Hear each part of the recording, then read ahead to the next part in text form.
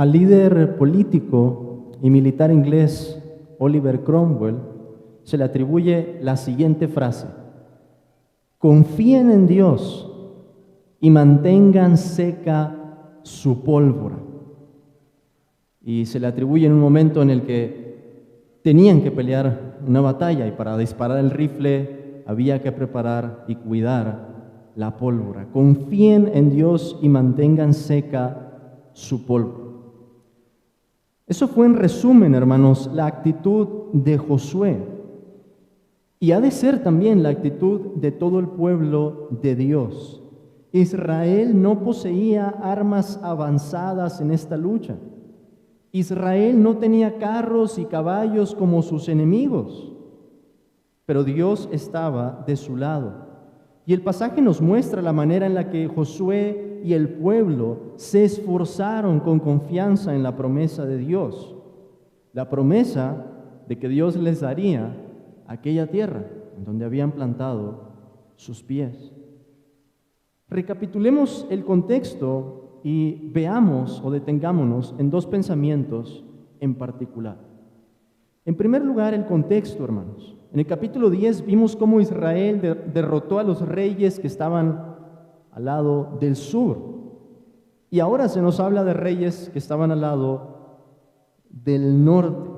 Había dicho la ocasión anterior, como Israel al cruzar por el Jordán se encontraría más o menos a la mitad en relación a los dos reinos o a los dos francos en donde se enfrentarían a sus enemigos, al norte y al sur. En el capítulo 11 encontramos aquí a los reyes que estaban del lado norte.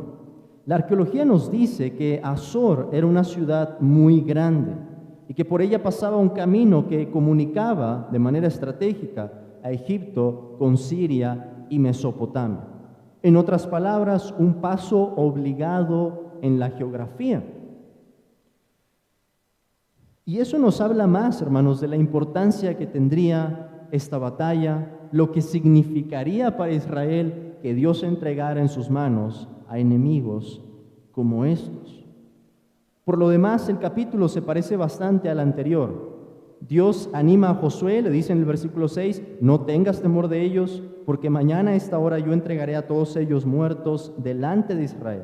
Descarretarás sus caballos y sus carros quemarás a fuego. Lo mismo veíamos en el capítulo anterior. Josué y el ejército arrasan con aquellos reinos. Se nos dice también cómo es el Señor el que está reuniendo estos pueblos para que se enfrenten con Israel. Lo dice el versículo 20, porque esto vino de Jehová, que endurecía el corazón de ellos para que resistiesen con guerra a Israel, para destruirlos y que no les fuese hecha misericordia, sino que fuesen desarraigados como Jehová lo había mandado a Moisés. Israel había visto en otras generaciones cómo Dios endureció el corazón de Faraón y ahora estaba viendo lo mismo, pero con pueblos enteros. Dios, en efecto, les estaba dando la tierra por posesión. Pero hay dos cosas, hermanos, en el pasaje en la que me gustaría que nos detengamos un poco más, cosas a las que quiero llamar su atención. En primer lugar, que lo que tenemos aquí en la descripción de Israel y de sus enemigos es la de un ejército sobrepasado, un ejército sobrepasado. Y el sentido común nos dice que no hay que pelear con un ejército que nos sobrepase por mucho. Tanto nos lo dice que el Señor Jesucristo lo utilizó al hablar acerca del costo de seguirlo a Él. Dice que si el capitán de un ejército ve que vienen contra él con 20,000 y este capitán solo tiene 10,000, ¿qué es lo que va a hacer? Lógicamente, va a querer ofrecer términos de paz y rendirse. Pero no era eso lo que Dios le estaba pidiendo a Israel. Y el pasaje, hermanos, nos da una descripción amplia de cómo eran los enemigos de Israel. ¿Por qué? ¿Solamente para satisfacer nuestra curiosidad? No, para que veamos el contraste que hay entre el armamento y la tecnología que tenían los enemigos de Israel y lo que el Señor va a hacer con ellos. Vean, por ejemplo, en el versículo 2, además del rey de Azor, se nos dice y a los reyes que estaban en la región del norte en las montañas, y en el Arabá al sur de Cineret, en los llanos y en las regiones de Dor al occidente, y al cananeo que estaba al oriente y al occidente, al amorreo, al eteo, al fereceo, al jebuseo en las montañas, y al heveo al pie de Hermón en tierra de Mizpa. En otras palabras, muchos pueblos, muchos reinos que se unen en contra de Israel. El versículo 4 lo describe así: estos salieron y con ellos todos sus ejércitos, mucha gente, como la arena que está a la orilla del mar en multitud, con muchísimos caballos y carros de guerra. Israel no tenía carros, Israel no tenía caballos, Israel no tenía esa clase de armamento, pero Israel tenía orden de marchar por la fe. Una orden que Dios les había dado desde el libro de Deuteronomio. Escuchen, por ejemplo, lo que el Señor había dicho por medio de Moisés en Deuteronomio capítulo 20, versículo 1. Cuando salgas a la guerra contra tus enemigos, si vieres caballos y carros y un pueblo más grande que tú, no tengas temor de ellos, porque Jehová tu Dios está contigo, el cual te sacó de tierra de Egipto. Constantemente el pueblo tendría que recordar: el Dios que promete protegernos en este momento es el mismo que hizo milagros y proezas, que hizo prodigios y señales trayendo plagas sobre nuestros enemigos en la tierra de Egipto. El mismo Dios que habíamos visto en Génesis, que hizo los cielos y la tierra, el Dios que preservó a Noé, el Dios que hizo pacto con Abraham, con Isaac y Jacob, es el mismo Dios de Israel. Y vean aquí, hermanos, y es algo que hemos estado repitiendo al ver el libro de Josué, un patrón con el que Dios obra. Y déjenme ponerlo de esta manera: Dios es el Dios de los imposibles. Dios es el Dios que nos manda a luchar contra un ejército cuando nosotros estamos sobrepasados y no tenemos el mismo armamento. ¿Por qué? Lo hemos visto una y otra vez. Porque esa es la manera, el lugar en donde Dios nos pone para que dependamos de Él y para que al final Él sea glorificado, para que en el triunfo podamos decir: la gloria es de Dios. Pero además vemos que la fe, hermanos, se posa en particular sobre la promesa para obedecer. Y este es un detalle que también encontramos en el texto. Vean lo que nos dice el versículo 9. Y Josué hizo con ellos como Jehová le había mandado.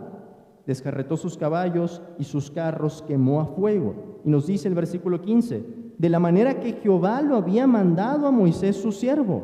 Lo leíamos ahorita en Deuteronomio 20. Así Moisés lo mandó a Josué, y así Josué lo hizo, sin quitar palabra de todo lo que Jehová había mandado a Moisés. ¿Qué hizo Josué? Confió en la palabra de Dios. Josué dijo: hemos recibido la ley, Dios usó a Moisés para que nos la entregara, y ahora mi responsabilidad es obedecerla. Y es así, hermanos, que funciona la fe. La fe puede ver un ejército sobrepasado, y la fe muestra un desdén, como si no nos importara que vienen contra nosotros de esa manera, para decir: mi confianza está en la promesa.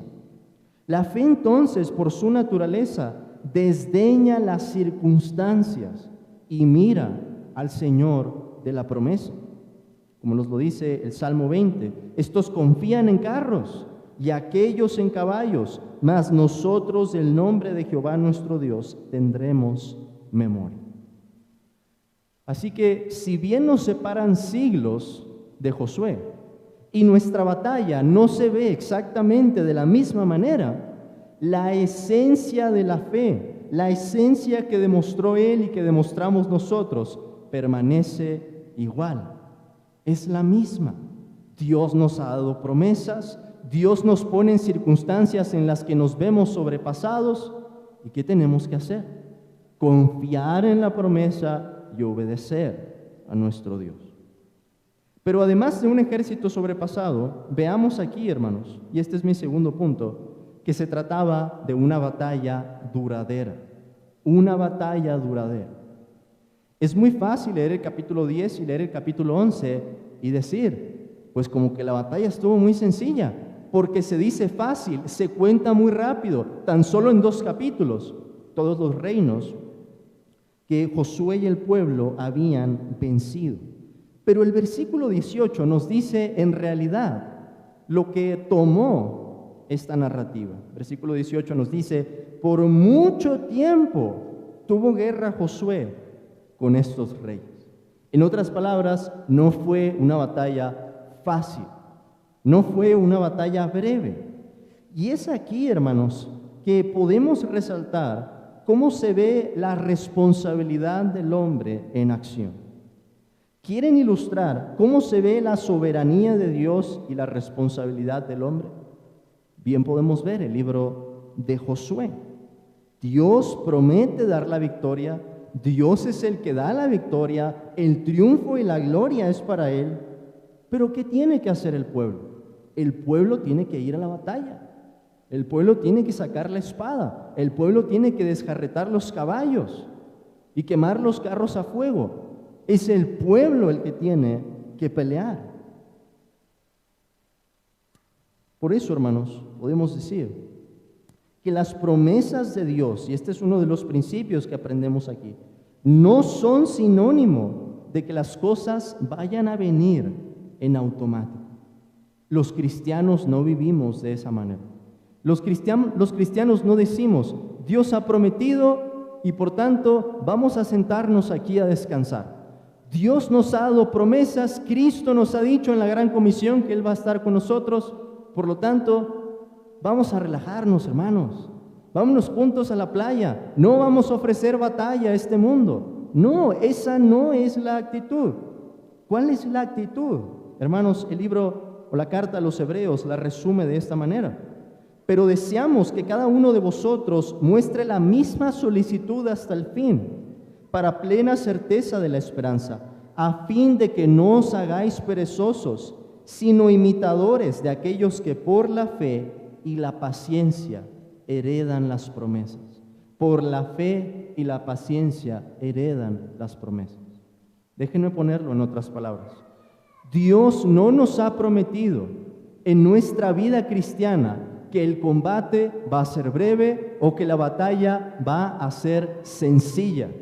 Hermanos, en las batallas hay sangre y en la vida espiritual, por analogía, podemos decirlo así, hay también un esfuerzo, hay lágrimas. Los cristianos llevamos cicatrices, los cristianos hemos caído más de una vez y quizá hemos caído más de una vez gravemente. El Señor nos vuelve a levantar y así heridos seguimos peleando. Fe y paciencia.